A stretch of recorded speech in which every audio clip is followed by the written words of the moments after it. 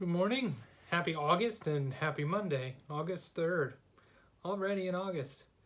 Well, to continue our spiritual practices kind of series, I hope you enjoyed the Rosary section. I hope all of you made unique and fun Rosary bracelets, and maybe you'll show some to me. And I hope it's something that you can carry on with you for a long while. I know I really love it. So I'd like to move on to Contemplative Prayer, or also sometimes it could be considered centering prayer, but it's also a little different.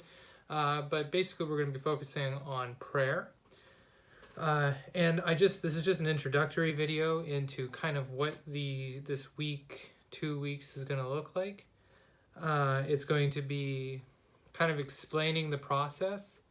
It's going to be heavily involved with the Centering Prayer app, so I highly encourage you to get it. If you don't have the app, that's no problem. You'll be able to follow along in these videos just as well. And at the end, hopefully you'll be able to participate in some contemplative or centering prayer. And then hopefully you'll be able to continue that process on your own, or you can also even do it in a group if you'd like. But it's the best to do it on your own, so that you're really open and you really have no distractions. But first, let's start with an introduction to some resources and some intro to what prayer is. So the first book that I think is helpful if you're going to start any spiritual journey is to understand all of the spiritual journeys that you could have. And I think this book right here, Spiritual Disciplines Handbook, is excellent. It's by Adele Calhoun, and she really explains in pretty simple terms, easy to understand terms, what these practices do, what they are, and how to do them.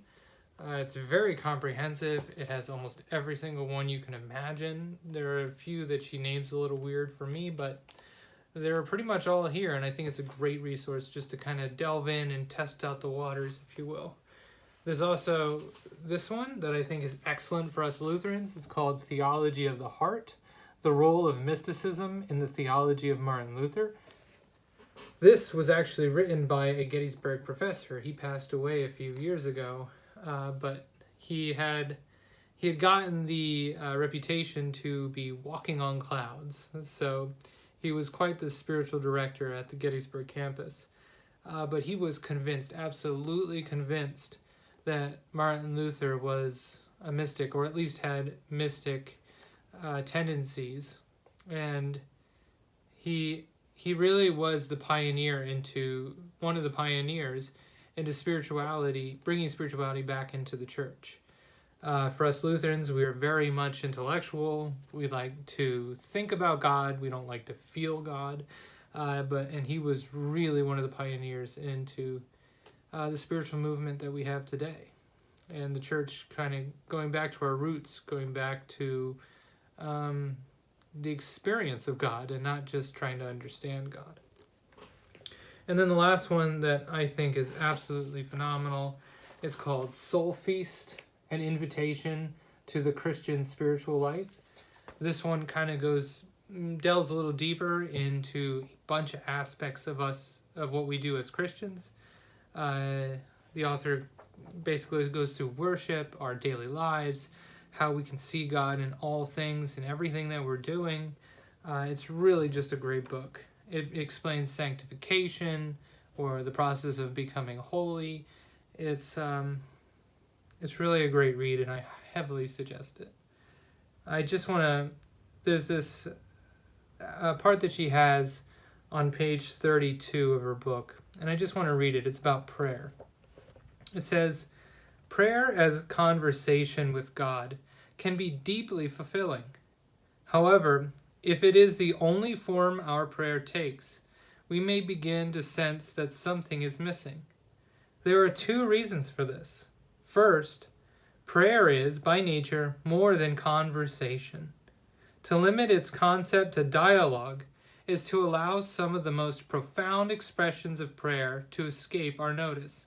Second, our conversation may in practice be less a dialogue than a monologue that borders on talking at God. Some of our prayers resemble a spiritual shopping list launched heavenward on the wings of pious words. But God is not, as one author, Riley, notes, our cosmic bellhop. I just love that. It really makes us think about what prayer really is. And with that said, this is our introduction to centering or contemplative prayer. These next few days will be us delving into how to do it and what each aspect means. So I hope you enjoy, and I hope that we all become contemplative prayers after all of this. God bless. Happy Monday. Bye.